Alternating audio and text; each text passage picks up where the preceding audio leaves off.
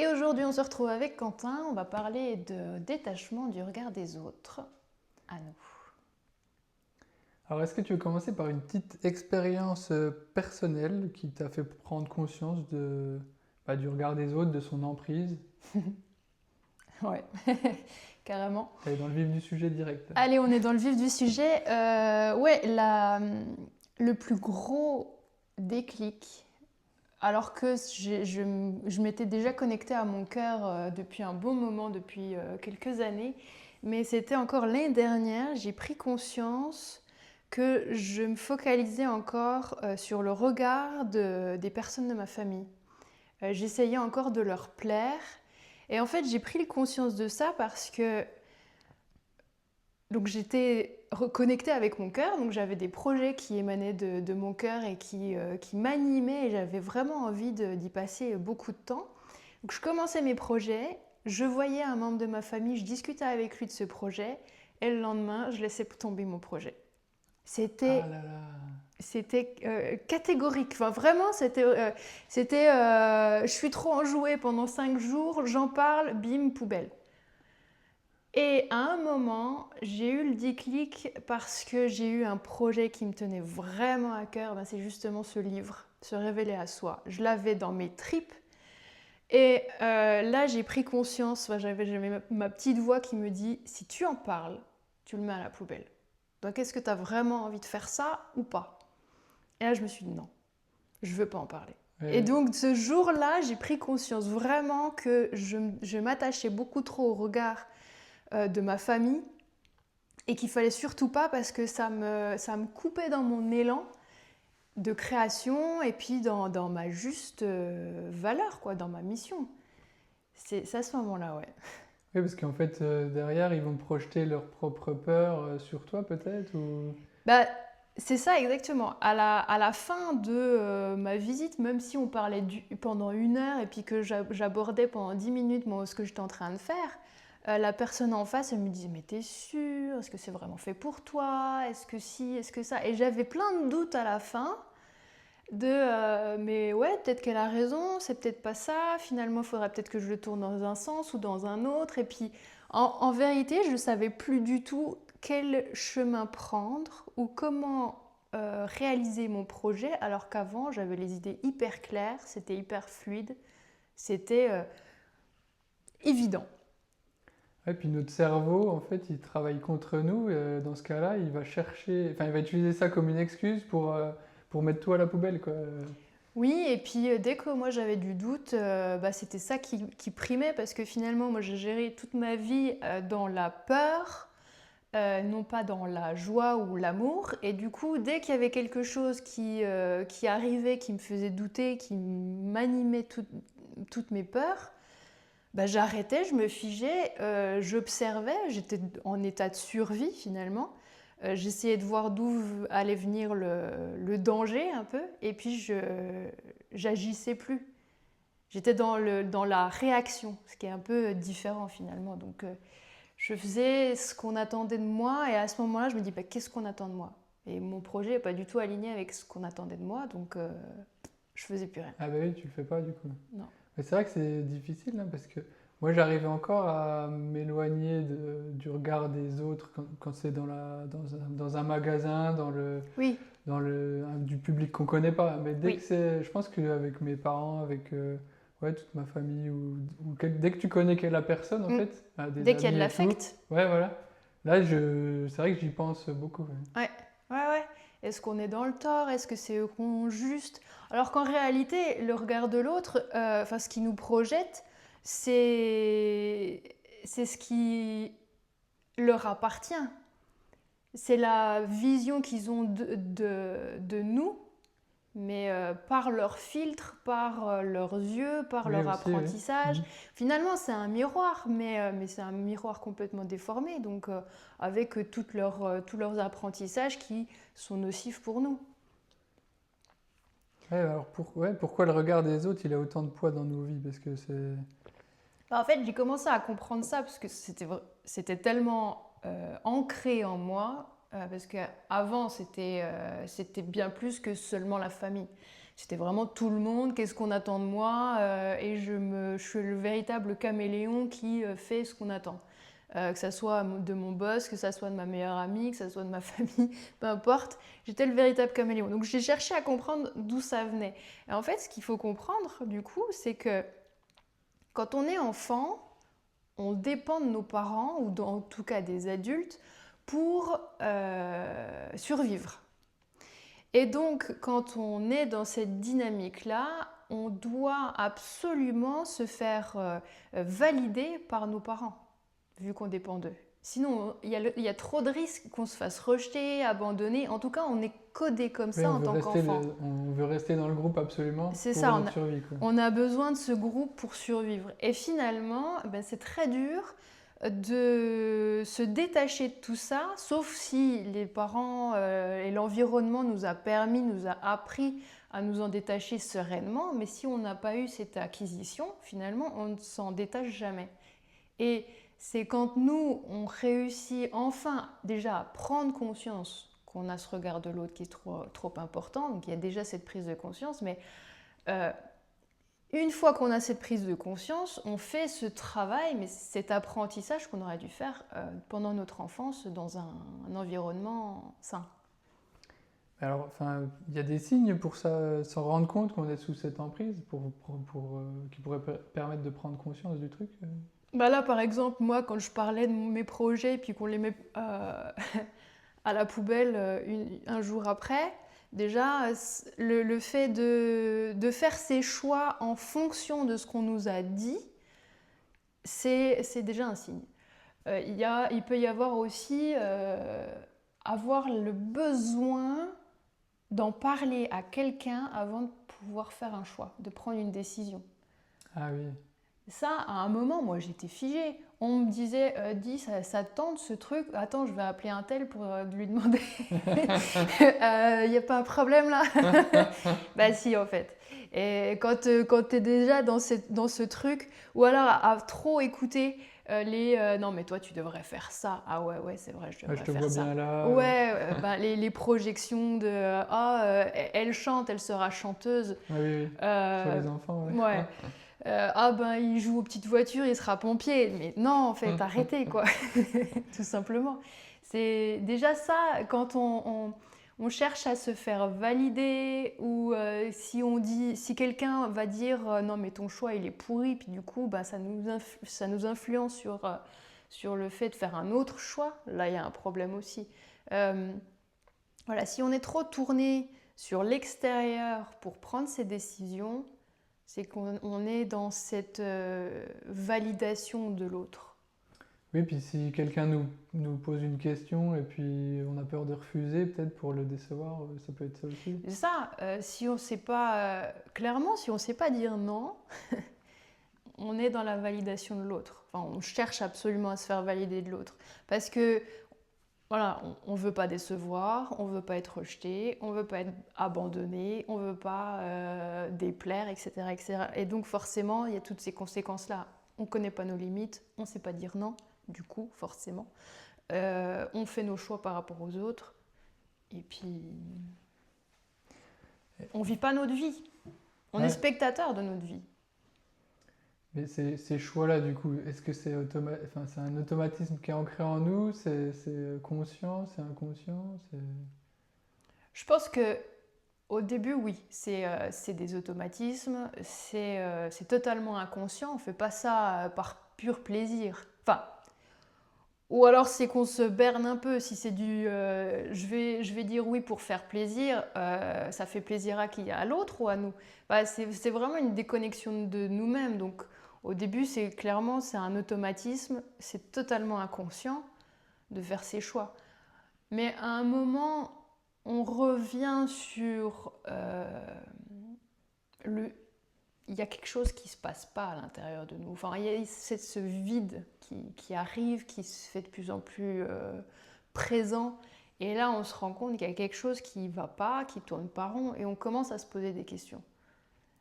C'est quoi? C'est une sorte de dépression, C'est une forme de dépression, c'est un manque de satisfaction de notre vie. Enfin, C'est, Ouais, t'as l'impression de pas profiter. on est un robot. On n'est pas nous-mêmes, on n'est pas en pleine vie, on n'est pas dans la joie, ou c'est une joie qui est très superficielle. On- Ouais, tu prends pas de décision pour toi non plus. Jamais. Et clairement, t'es pas dans ton pouvoir créateur et créatif. À l'intérieur, c'est vide parce que tu es totalement déconnecté de toi.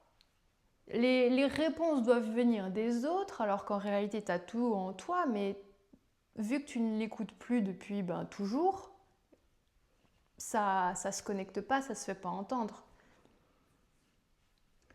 Et concrètement, du coup, dans nos vies, comment ça se traduit? Ça a des impacts? On le vit comment tout ça? Mal. Au début, on est dans le déni, on est dans l'illusion que tout va bien, notre vie elle est géniale, on a un parcours qui nous correspond totalement, alors qu'en réalité, c'est pas du tout ça. Au fur et à mesure, en fait, qu'on va commencer à sentir ce vide à l'intérieur, ou en tout cas, ne plus se reconnaître dans le miroir, ou ne plus avoir envie de se lever le matin. Finalement, il y a plein de petits... le corps, il nous parle. Quoi qu'il arrive, notre corps, il nous parle. Donc, ne plus se reconnaître dans le miroir, c'est le moindre mal. Mais parfois, ça va beaucoup plus loin. On en tombe malade pour réussir à comprendre qu'il y a quelque chose qui ne va pas. Et être autant dépendant du regard de l'autre, ça, c'est forcément pas bon. Même si on a un environnement qui est très positif pour nous, mais concrètement, on oublie qu'on a une mission et que notre mission, il n'y a que nous qui la connaissons. Quand je parle de mission, c'est comment se sentir en vie dans notre vie, non plus en survie. Comment on réussit à s'épanouir, comment on réussit à se révéler pour être fier de nous, quoi. Ouais, comment on répond à la question qui je suis, qu'est-ce que je veux faire, Ouais, à quoi je sers? quoi je sers, ouais. C'est quoi le principe de la vie? Pourquoi on est sur Terre finalement? Enfin, c'est les grandes questions comme ça, spirituelles. Mais si la vie, j'estime que la vie, en tout cas, nous amène toujours à un moment à nous poser ces questions-là. Et si on essaye de les oublier, de les mettre sous le tapis, elles vont revenir de plus en plus fortes pour qu'on prenne le temps d'y répondre. Il faut y faire face, quoi. Et puis, mais après, c'est des questions, toute ta vie, tu peux te les poser, savoir à quoi on sert, pourquoi Ouais, on mais est là. il faut les poser, même si on n'a pas les réponses. Oui, et puis, Il faut accepter de ne pas avoir les réponses. Mais si on est dans le déni, genre non, non, mais ça, on y pensera plus tard. Là, à un moment, elles vont venir toquer à la porte et puis elles vont plus bouger et en fait, elles vont nous paralyser. Enfin, et quand je dis paralyser, c'est moi, j'ai pas voulu les affronter. Je dis pas que tout le monde a la même réaction que moi, mais moi, j'en ai fait un burn-out. C'était une période où je n'étais plus capable de faire quoi que ce soit à part être allongée dans mon lit à subir mes pensées. parce que comment t'as eu ce burn-out, tu dis, du coup? Parce que j'étais plus à l'aise dans ma vie. J'ai commencé à me poser des questions, justement, à ne plus me reconnaître dans le miroir, à me dire mais à quoi bon cette vie? Qu'est-ce que j'ai envie de faire? Je me reconnais pas dans ma carrière, je sais pas qui je suis. Et en même temps, c'était des questions qui me gênaient pas mal parce que j'avais pas de réponse. Et donc j'essayais de les mettre sous le tapis, et puis jusqu'au jour où il y a eu la goutte d'eau de trop au boulot, et puis mon cerveau il a disjoncté complètement. Et là où du coup j'ai plus été capable de réfléchir à quoi que ce soit, en tout cas au bureau j'étais plus capable de travailler, donc j'ai dû me mettre en arrêt maladie parce que vraiment j'étais plus capable de rien. Et à ce moment-là, vu que tout avait été cramé, j'avais plus aucun filtre. toutes mes pensées, elles me traversaient. Et puis bah, mes phrases, qu'est-ce que je fous là, qui je suis, qu'est-ce que j'ai envie d'être, faire, etc. Ça tapait là. Et puis j'étais obligée de les affronter. Et puis essayer de composer avec ça pendant toute ma journée ou tous les moments où je ne dormais pas. Ah, donc il y a une partie de toi qui a été supprimée pour y faire face en fait. Ouais, C'est exactement. quoi? C'est le mental ou qui a laissé la place à ton esprit pour dire tiens maintenant il faut l'affronter quoi un peu. Enfin bon, c'est des Ouais, mots proches mais je l'ai jamais trop analysé. Enfin, jamais cherché à comprendre cette phase-là, mais oui, carrément. Je pense que, alors maintenant, je suis un peu plus dans la spiritualité. Alors je dirais plutôt que c'est mon âme qui a essayé de cramer l'ego l'ego ouais. pour qu'il arrête d'être en mode survie, parce que l'ego, il nous tient dans ce mode survie, ou en tout, et ou dans notre petit train-train quotidien, etc., mon âme, elle a essayé de l'éjecter complètement pour laisser place à rien, parce qu'elle n'était pas encore capable de me diriger, parce que je ne l'écoutais pas, déjà j'écoutais pas ce qui se passait à l'intérieur. Mais par contre, c'est justement pour... Elle a toqué à la porte, elle se dit Salut, c'est moi, va falloir qu'on parle. Nice to Et meet you. c'est ça. Et du coup, ouais, c'est à ce moment-là que l'ego, il est revenu après. Hein. Oui, Faut pas croire. forcément. Bah oui, mais après ça fait partie de nous aussi. Mais voilà, ça fait partie de nous et justement, il faut réussir à trouver le juste équilibre, aimer l'ego parce qu'il a quand même beaucoup de qualités et puis savoir le remettre aussi à sa place quand les peurs sont un peu trop fortes et puis qui nous paralysent. Ouais, il faut arriver à trouver des techniques pour essayer de le laisser de côté quand tu veux faire des sauts importants, enfin Mm, vraiment aller de l'avant quoi. mm. Euh, Moi je dis couper le cerveau, mais voilà. C'est ça, couper le cerveau. En fait, je pense que pour réussir à couper le cerveau, il faut savoir au fond de soi qu'on est capable de faire ce qu'on a à faire Mm. par soi-même. Ouais, qu'on est prêt ou qu'on s'est préparé pour. Qu'on s'est préparé pour et puis qu'on n'a pas besoin des autres pour le Oui, faire. aussi, oui. Mm. Ou qu'on n'a pas besoin que ce soit les autres qui le fassent à notre place. Parce que quand on est dans le regard de l'autre, finalement, ce qui se passe, c'est qu'on se déresponsabilise de notre vie pour devenir spectateur, pour prendre les choix des autres parce qu'on estime qu'ils savent mieux que nous pour nous, et finalement se faire guider comme ça. Alors qu'en réalité, si on se responsabilise, qu'on se pose les questions à nous-mêmes, qu'on cherche à répondre par nous-mêmes et prendre nos propres décisions, finalement, on réussit à guider notre vie. Et en se responsabilisant, on se teste, on fait des erreurs évidemment, mais on se teste, on voit aussi qu'on est capable. Et du coup, une fois qu'on comprend qu'on est capable, ben on est aussi capable de mettre le cerveau en off, et dire non mais là c'est bon, on y va, parce que je suis capable, parce que j'ai les ressources, parce que je sais que c'est bon.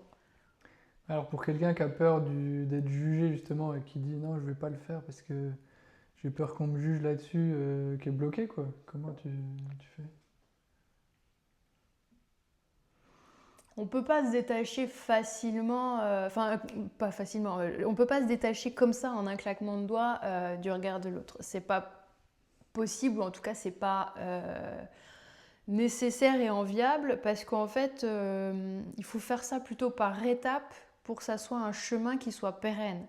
Parce que si on se dit ben ça y est, je vais faire le plus gros choix de ma vie, je vais acheter mon appartement alors que sans en parler à personne, alors que je ne suis pas capable jusqu'à présent de faire mes choix par moi-même, ou en tout cas je ne me suis jamais testée, là c'est quand même un gros coup de bluff, de s'endetter, enfin voilà, on remet tout notre équilibre, c'est quand même un gros choix, Mm.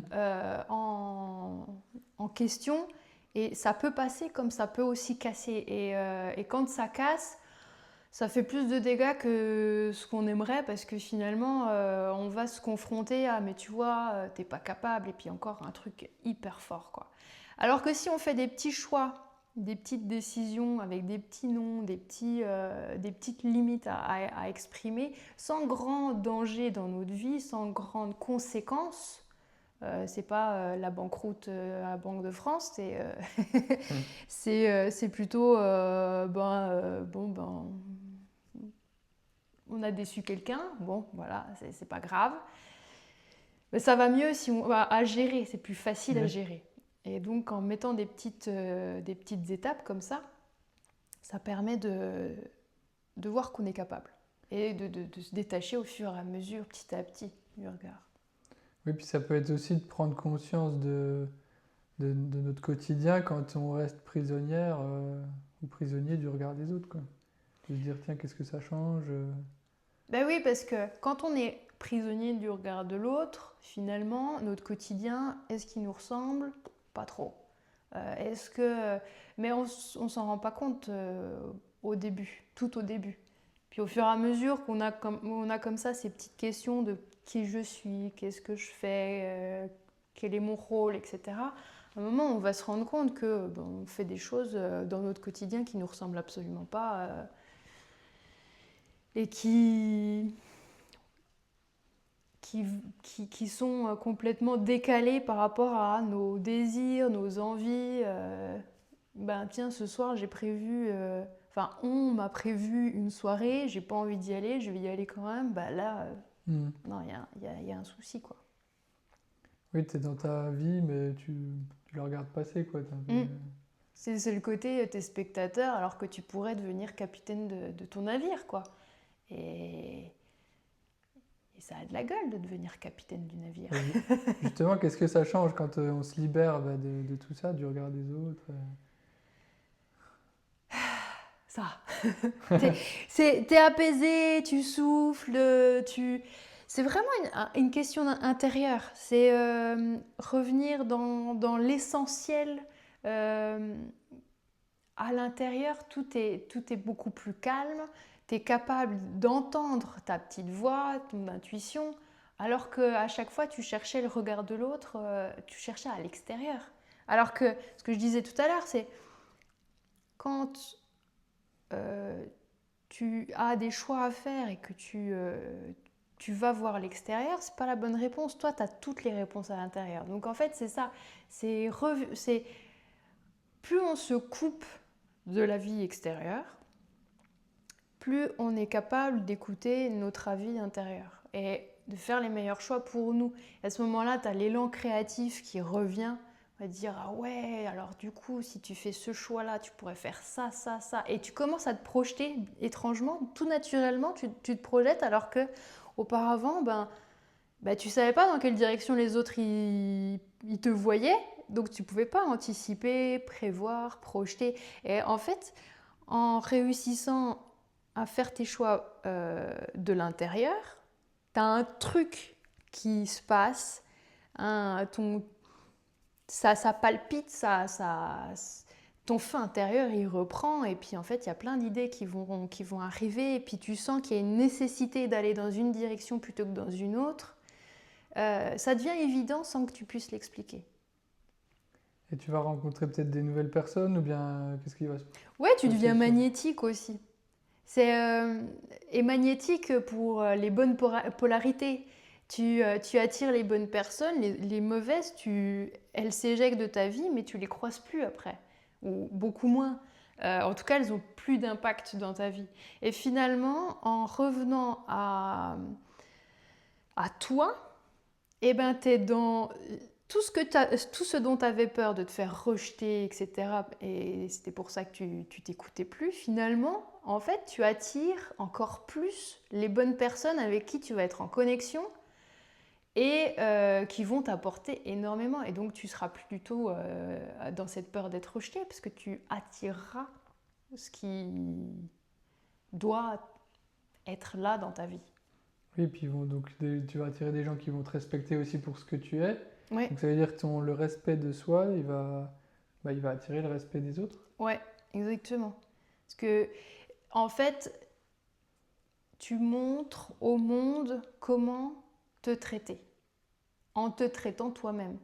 Parce que quand tu es dans le regard de l'autre, tu t'oublies complètement. Tu cherches à plaire au plus grand nombre, finalement plaire à personne, finalement ne pas te plaire à toi-même. Donc si tu es dans cette dynamique de je ne me plais pas, tu vas montrer aux autres que tu n'as pas à plaire, tu n'es pas aimable d'une certaine manière, et donc finalement qu'on peut te manquer de respect et mal te traiter, etc. T'encaisses.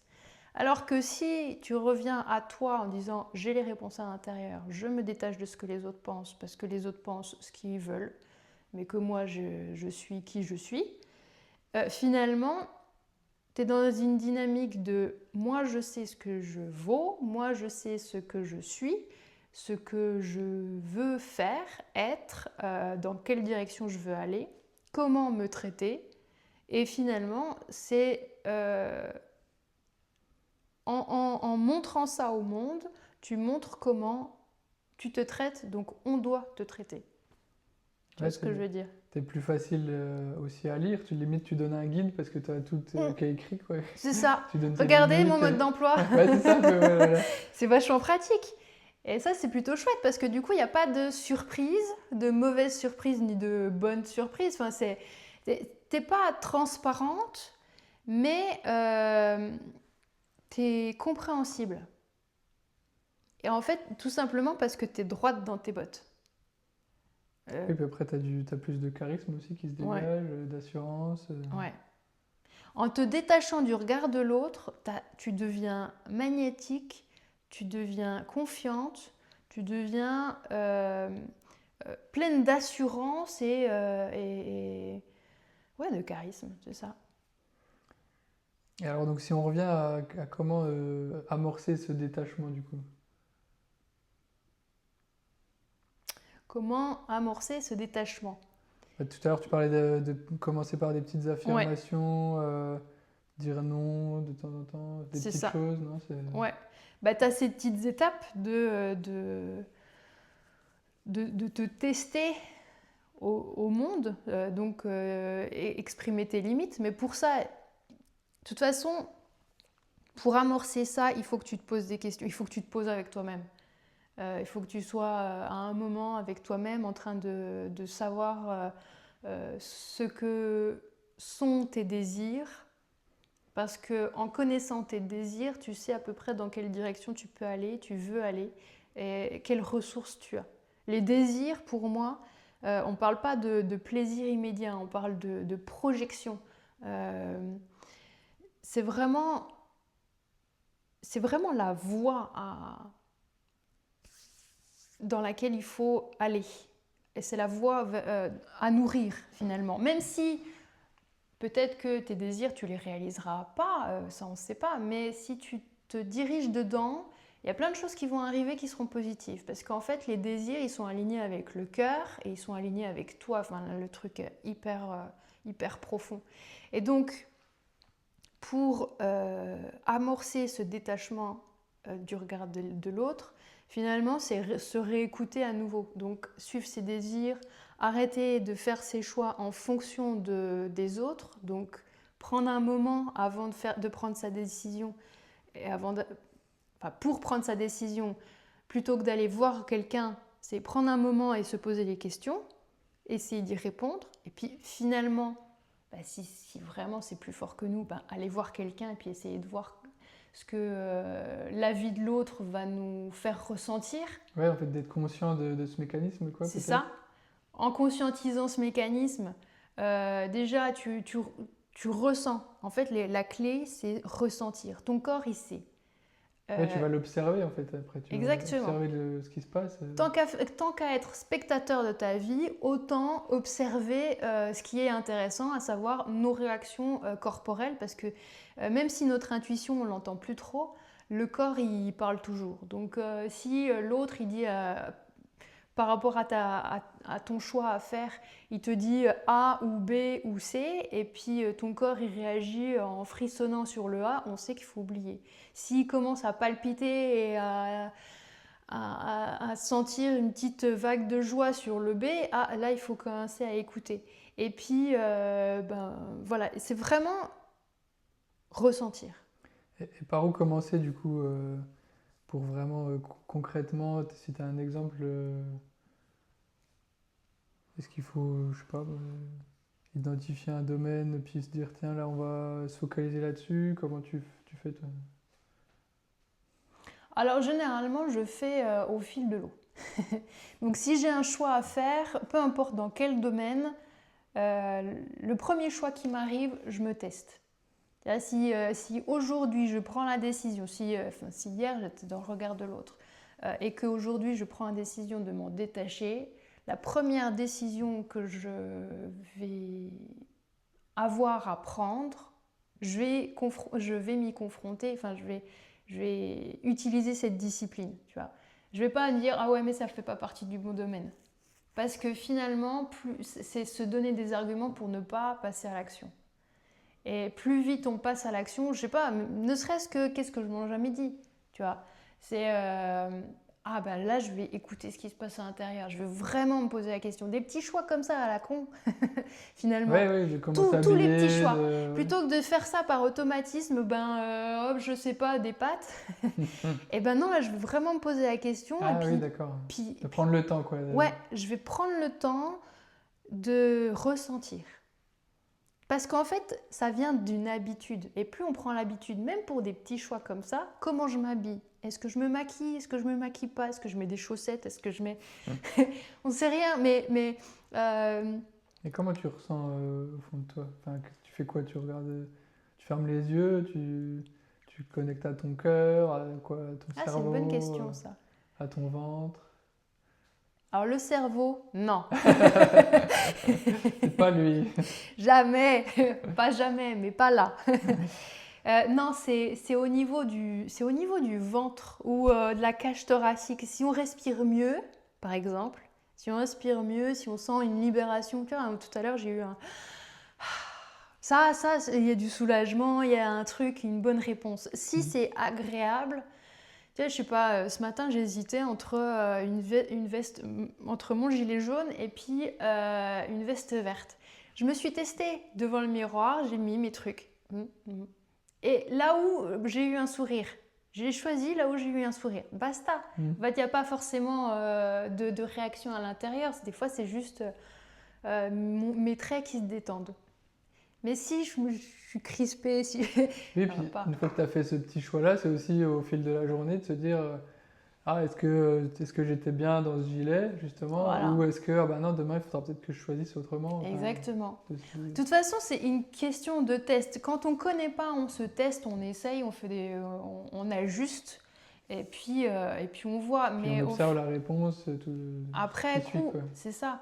Parce que finalement, c'est de cette manière qu'on apporte de la connaissance de soi-même. Parce qu'on ne s'est jamais tellement écouté, donc il faut bien apprendre quelque part, commencer quelque part.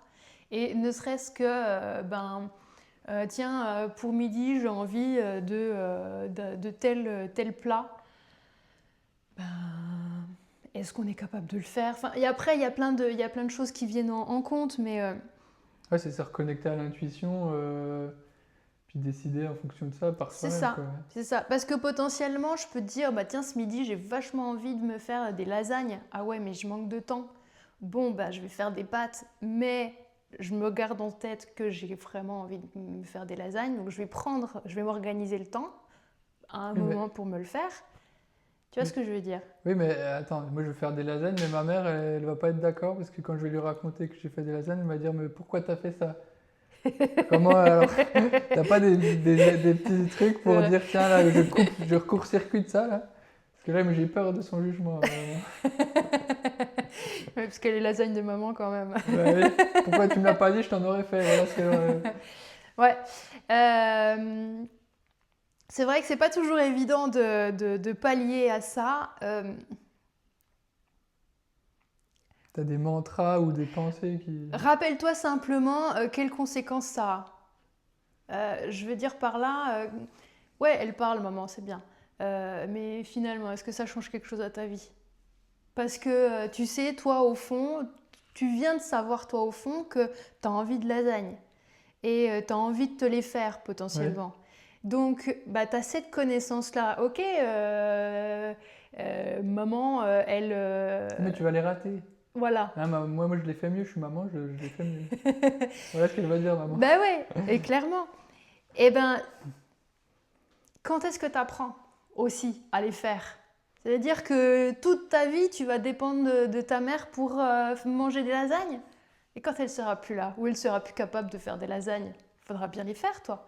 Donc, à un moment, il faut aussi apprendre et puis se confronter à cette réalité de euh, plus tu sais faire par toi-même et plus tu t'améliores après aussi. Parce que, ok, maman, elle fait des super lasagnes, mais ça se trouve, tu sais pas. Ça se trouve, t'en fais des meilleures. Oui, puis c'est pour faire, pour être, C'est ça. Et pour puis, expérimenter par toi-même, quoi. exactement. Et puis derrière, tu as la fierté d'avoir appris, Mm. d'avoir contré le regard de l'autre, même si, bah, quand même, maman.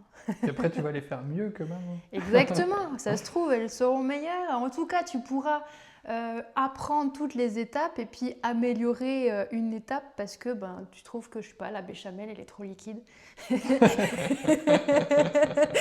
Et du coup, ben, tu la feras plus épaisse, toi. Et du coup, tu seras encore plus content. Et ben voilà, tu vois. Oui, c'est tes lasagnes, ça devient tu C'est ça, t'appropries, quoi. exactement. Et là, c'est cool. Là, tu deviens fier et c'est comme ça que tu nourris ce petit chemin de détachement du regard de l'autre. Mais est-ce qu'il n'y a pas des erreurs, justement, que tu revois souvent, qu'on pourrait éviter facilement? Enfin, facilement ou pas, mais bon, quelles seraient les erreurs à éviter? Bah, quand on est fatigué, on a plus de mal à se faire confiance. Ouais, donc d'essayer d'avoir une bonne forme, une Oui, bonne santé, peut-être? ouais. C'est toujours prendre soin de soi parce que quand on a un coup de blues, un coup de... Bah, la fatigue, ça fait douter. Ça fait douter de nous, de nos capacités, de tout ça. Et finalement, quand on n'est pas dans une bonne forme physique, mentale, on aura moins tendance à, si on n'a pas l'habitude en tout cas, à se faire confiance et puis à faire les choix par nous-mêmes déjà. Du coup, c'est quoi la première chose là-dedans? C'est l'alimentation, c'est de bien dormir, c'est de se faire plaisir en s'habillant bien, je sais pas. Bah, tu vois, dans mon livre, Se révéler à soi, le corps, la relation au corps, c'est la première partie que j'attaque. Pour moi, c'est le lien à notre corps euh, qui nous permet de retourner à notre être authentique parce que on n'a pas vraiment appris à s'écouter, à connaître nos besoins primaires, que ce soit manger, boire de l'eau, que ce soit dormir, se reposer. Et finalement, pour moi, c'est cette dynamique-là qui est importante. Pas une, mais toutes, euh, en les prenant, je sais pas, la première semaine, on va dire, bah, tiens, je suis très fatiguée, donc je vais faire en sorte de me coucher tôt. Puis la deuxième semaine, j'ai dit, bon, bah, je vais améliorer mon alimentation, je vais faire attention à ce que je mange. Puis la troisième semaine, c'est bon, je vais boire un peu plus d'eau. Hein, je précise. Vodka! Allez, ou coca, c'est pas mieux. Oui. Et c'est ce cheminement-là de s'écouter et de respecter son corps, parce qu'il faut comprendre que notre corps, c'est notre véhicule, et que si notre véhicule il va mal, si on n'entretient pas bien le moteur, si on ne fait pas les vidanges, si on ne met pas la bonne essence, si on la gare pas dans le garage, eh ben, notre voiture, elle n'est pas en bon état, quoi. Et après, oui, tu as l'aspect physique, enfin l'aspect extérieur, la carrosserie, on va dire, qui sera aussi importante. Mais déjà, essayer de revenir sur se respecter à l'intérieur de nous, respecter nos besoins corporels. Déjà ça, en étant un peu plus aligné avec ça, on va pouvoir aussi retourner dans une sorte de clarté mentale qui va nous permettre de faire des bons choix, de savoir peser le pour et le contre, avec plus de lucidité, avec plus de confiance. Ouais, parce on a oublié, en fait, bah, tu parlais de boire, de manger, Mm. de se connecter à nous-mêmes. En fait, on dit aux enfants, tiens, tiens, bois, là, c'est l'heure de Mm. boire et tout. Tiens, mange. Ouais. Et en fait, derrière, Enfin, d'où ça T'as vient faim, tout ça? t'as soif, Est-ce que ça vient de là, de l'éducation? Parce que tu as le jugement des autres, tu as cette déconnexion, tu as un peu différents aspects. D'où ça vient tout ça, quoi? Mais je pense qu'on a oublié de questionner. Le rôle du parent, il est là pour prendre soin de l'enfant et que par conséquent, le parent, il sait. Et on lui fait confiance et on lui remet la Et, responsabilité chez lui, quoi. ouais, et l'enfant, on l'a souvent longtemps considéré comme un colis qu'on pose là, on le nourrit, on le dort, enfin on le fait dormir, on, on le lave, et qu'il n'a pas cette capacité de compréhension, d'écoute de soi, etc. Enfin, genre, l'enfant ne sait pas. Enfin, Mm. pendant longtemps, ça a été transmis de cette manière. L'enfant, il a des émotions, mais en fait, C'est secondaire. c'est secondaire et puis c'est même superficiel. Ouais. Pas genre ça va passer. Ben non, en fait, il y a des choses qui créent des traumatismes. Enfin, bref, on va pas parler de ça, mais globalement, pour moi, ça vient de là. C'est que en tant qu'enfant, on nous a jamais demandé t'as soif, t'as faim, tu veux manger quoi, c'est quoi tes désirs. Alors que l'enfant, il a déjà des envies, des désirs, il a envie de jouer. Des fois, il fait des crises parce que le timing il est mauvais entre le repas et puis lui, son envie de jouer. Mm. Et on va dire non, c'est moi qui sais en tant qu'adulte. Et l'enfant, il va comprendre ah, alors l'autre, c'est mieux que moi. Oui, et puis c'est lui qui juge, du coup, aussi. C'est ça. Et du coup, c'est nous, enfin, quand on était enfant, on a grandi là-dedans. Et puis, nos parents, l'environnement a fait que on nous a jamais conduit à nous questionner. Et aujourd'hui, on refait ce truc parce qu'on ne se pose pas de questions. On nous a enseigné comme ça, donc c'est comme ça qu'on fait par automatisme. Et finalement, on refait les mêmes choses avec nos enfants. Pour moi, c'est un peu une erreur de ne pas questionner les besoins ou de ne pas questionner l'enfant sur ses besoins. Mm.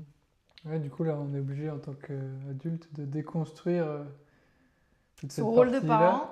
Bah, de parents, mais aussi pour nous, Mm. pour déjà, pour Ouais. nous, quoi. Mais généralement, quand dans mes coachings, vu que moi je suis des femmes qui sont, j'allais dire pour la plupart, mais toutes elles sont mères, toutes celles que je suis, elles sont mères. Je leur montre, parce que parfois elles ont du mal à voir l'importance d'investir en elles, et j'essaye de leur montrer un autre moteur qui est d'investir en elles pour leurs enfants. Ouais, Parce pour que, être mieux, ouais, pour pouvoir pour pouvoir donner questionner, plus, quoi, derrière. c'est ça, donner plus, de meilleure qualité, et puis justement, elles veulent se détacher de leur bagage, leur héritage là, qu'on leur a enseigné pendant des années de femmes méprisées. Et je leur dis oui, concrètement, fais le boulot parce qu'en plus, tu ne vas pas le transmettre à tes filles. Oui, Ou à tes garçons parce que les garçons, ils peuvent aussi avoir des attentes. Enfin bref, tu oui, vois, c'est les enfants. Ouais. les enfants. Et là, bizarrement, d'un coup, ça fait déclic et ah ouais, on y va à fond. Et là où elles étaient à 50%, d'un coup, elles deviennent à 100%. Ouais, comme quoi, il faut trouver le curseur de la C'est ça. motivation là où il est, quoi. C'est ça. Et moi, j'ai jamais autant cheminé que pour Lucas. Tu vois. Du jour où j'ai su que j'étais enceinte, là, je me suis dit, il faut que je fasse quelque chose parce que je veux pas lui transmettre tout ça. Je veux pas lui... J'ai eu des traumas. Je considère que le rôle des parents, c'est de créer des traumas chez les enfants. C'est un peu... au moins, ça me fait déculpabiliser du fait qu'un jour, quoi qu'il arrive, Lucas, il aura des choses à me reprocher, voilà, parce qu'on fait toujours du mieux qu'on peut. Mais c'est pas... On est le meilleur parent pour soi-même, mais pas forcément pour notre enfant. Tu sais, on est capable de soigner notre enfant intérieur. On essaye d'offrir le meilleur pour notre enfant, mais on n'est pas dans la tête de notre enfant, donc on ne sait pas forcément la réaction hyper adaptée. Voilà. Bref. Oui, forcément, ce qui va se passer chez lui. Oui. C'est ça. Donc, Même une phrase bienveillante, ça peut créer des traumas chez lui. Donc, moi, je pars du principe que le parent, il est là pour créer des traumas chez les enfants. Mais je suis partie aussi du principe que je ne voulais pas recréer les mêmes traumas chez mes enfants que ceux que j'ai vécus moi. Autant évoluer un peu. Voilà, autant mettre un peu de diversité. Exactement. Hein. Et du coup, ouais, c'est à ce moment-là, quand j'étais sur le point de devenir mère, que je me suis dit, non, là, il y a un reset. On fait table rase du passé, on avance, on apprend, on arrête de dépendre des autres. Là, je deviens responsable d'une vie. C'était pas que de mon chien, c'était d'un être humain qui crée la société de demain. Allons jusqu'au bout du processus, quoi. On va pas créer une société toute pétée. Oui, puis si tu arrives aussi à montrer à ton enfant que toi, tu arrives à évoluer, à te questionner, à te reconnecter à certaines choses, lui, il va faire cet apprentissage-là aussi. Et du coup, sans doute que quand il grandira, il pourra aussi faire ce travail-là d'une manière plus simple aussi, quoi. Carrément. Et puis, en lui montrant que les parents sont là pour évoluer, sont là pour faire des erreurs mais se remettre en question, sont là pour se tromper. Enfin voilà, on montre aux enfants que ce chemin, il est possible, qu'il est sain, que c'est safe aussi de le faire, que c'est pas dangereux de tout remettre en question. Que moi, je pars du principe que Lucas, quand il sera plus grand, il pourra me dire merde, t'es une mauvaise mère et ce sera assez horrible s'il me le dit, mais je pars du principe que je lui donnerai les clés pour qu'il ait confiance en ça. Enfin, qu'il ait confiance, même en disant maman, là tu crains. Et que malgré tout, il se sente en sécurité en disant ça. Tu vois ce que je veux dire? Parce que pour moi, c'est hyper important s'il est capable de dire merde à moi, il est capable de dire merde au monde et ça veut dire qu'il est bien dans ses bottes, quoi. Ouais, il est connecté à lui. Ouais. Et là, franchement, je serais fière. Je me dis, là, j'aurais réussi ce que j'ai envie de transmettre. Bah, en fait, c'est un peu la confiance en soi, quoi. C'est ça. C'est c'est le détachement du regard des autres. Hein. Ouais. S'il me dit merde, ça veut dire que ouais, il sait qu'il va créer des émotions en moi, mais il se sent pas en danger parce que j'ai des émotions. Oui, il n'a pas à gérer ces émotions-là pour Ouais. toi, quoi. C'est toi qui sauras les gérer aussi. Ouais. Enfin, parce qu'en fait, on est deux individus et qu'on a nos propres émotions et que moi-même, dans mon comportement, je lui ai créé des émotions et il me dit non, là, je les veux pas. Je te les redonne. Et ça, franchement, mais c'est un cadeau. Bah oui. Oui, puis je pensais à un truc aussi, de mettre des limites, et de prendre du temps pour soi. Si lui, il le voit, si les enfants le voient que tu te mets au centre, ils vont aussi se mettre au centre, rester voilà, au centre aussi, quoi. Clairement. C'est exactement ça. C'est en montrant comment tu te traites, comment tu prends soin de toi, etc. Tes enfants, ils vont se dire que c'est normal de prendre soin de soi. Moi, je fais pareil, quoi. C'est ça. Tu vois, il y a une fois, j'avais visionné une vidéo, merci les réseaux sociaux, où le petit garçon, il va cueillir une fleur pour sa maman. Et puis on voit qu'il fait tout un périple, il esquive plein d'obstacles, etc. Mais il prend soin de sa fleur. Et puis en fait, le soir, on le voit donc offrir sa fleur à sa maman. Et son père qui arrive juste derrière avec un grand bouquet de fleurs. Et en fait, tes enfants, ils font exactement la même chose que toi. Donc si tu traites bien les gens, si tu leur offres des petites attentions, si tu leur... voilà. Si tu traites bien ton conjoint, ta conjointe, tes enfants, ils vont faire la même chose. Ah, mais ils recopient, oui. Ils vont recopier, ils vont prendre soin, ils vont pas être... Si tu engueules ta partenaire, tes enfants, ils vont se dire « Ah c'est normal, on va faire ça quand on sera plus grand, puis on va faire ça maintenant, parce que c'est normal. » Et puis plus tard, ils vont maltraiter leur partenaire de vie, et puis ils vont attendre des choses qui sont négatives. Enfin bref, plus tu traites bien ton entourage, plus tu exprimes tes limites, plus tu es bien dans tes bottes et plus tes enfants ils se diront ok c'est comme ça qu'il faut être. Enfin, Ouais, tes enfants et puis toi du coup aussi. ouais. Tu seras Mais bien voilà, aussi, quoi. c'est double gagnant parce que finalement, t'es bien dans tes bottes toi, tu t'épanouis, tu t'investis énormément sur toi-même, mais c'est payant aussi pour la génération suivante. Parce que c'est tes enfants, mais c'est aussi tes neveux, tes nièces, tous ceux qui te côtoient, tous les enfants qui te côtoient. T'es un modèle. C'est dur hein, Ouais. d'être adulte. Bah Quand oui, on oui. cherche à réfléchir comme ça, c'est pas évident. Hein. Ouais, parce que quand on était enfant, on n'avait pas le droit de faire tout plein de bêtises. Puis maintenant, il faut les laisser faire leurs bêtises. Et On est nous, on la ne doit pas les génération. faire, les Ouais, ouais, bêtises. c'est ça. Toujours pas. Ouais, c'est ça. On est la génération où se fait taper sur la Ah tête ouais, dans les ouais, deux ouais. sens, quoi. Ouais. Ouais, mais je pense on est dans une phase où c'est quand même hyper important de bien se comporter et puis de remettre en question en fait nos Mhm. agissements parce que nous, on n'a pas envie d'être des mauvaises personnes. On n'a pas envie que nos colères nous dépassent et puis ne soient incontrôlables aussi.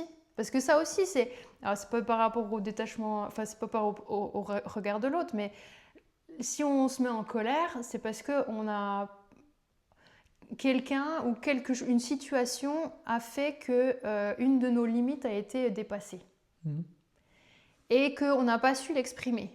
Et finalement, la colère, c'est quoi? C'est notre ego qui nous met en mode repli de soi, d'une certaine manière. Enfin, en tout cas, qui nous protège et qui va tout péter sur son chemin avec la colère pour que la situation elle s'arrête et qu'on revienne sur nos limites. Genre, tu sais, c'est l'alarme quand tu passes le fil rouge, là, le laser, Mhm. ça sonne dans tous les sens. Si tu te rétractes, ça arrête de sonner. Mais en fait, c'est ça.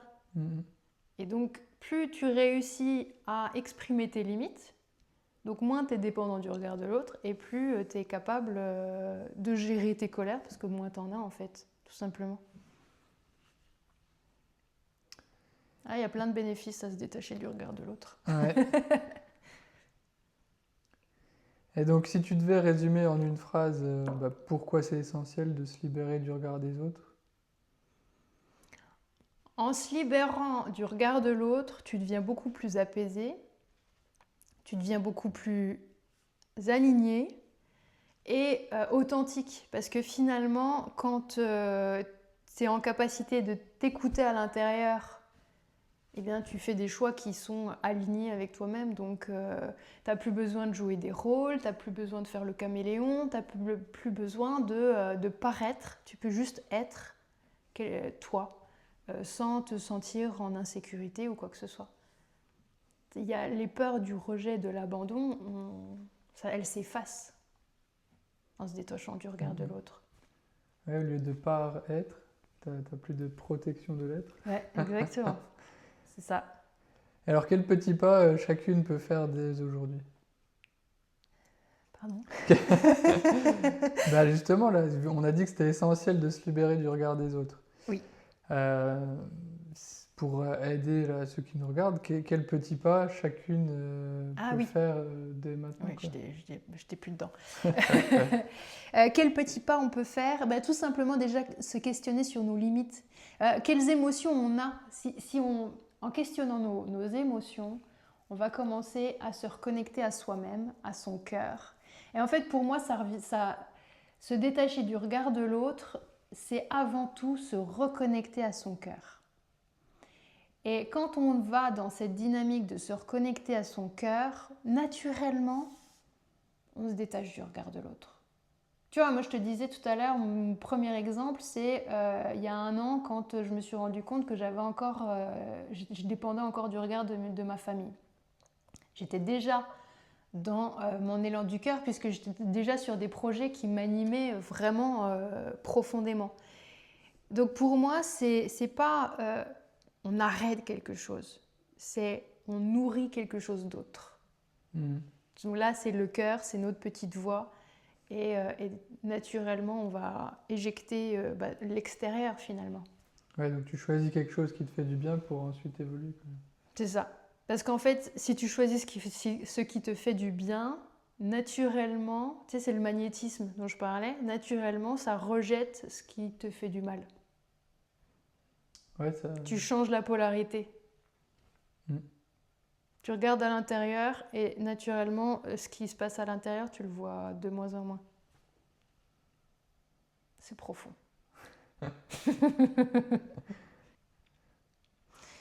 Alors merci d'avoir regardé cette vidéo, ça a été un plaisir de la tourner avec Quentin et si tu veux en savoir plus, j'ai mon livre Se révéler à soi sur ma plateforme authentiquementfemme.fr et puis si jamais tu veux en apprendre plus, eh ben, tu me suis ici et on se dit à la semaine prochaine.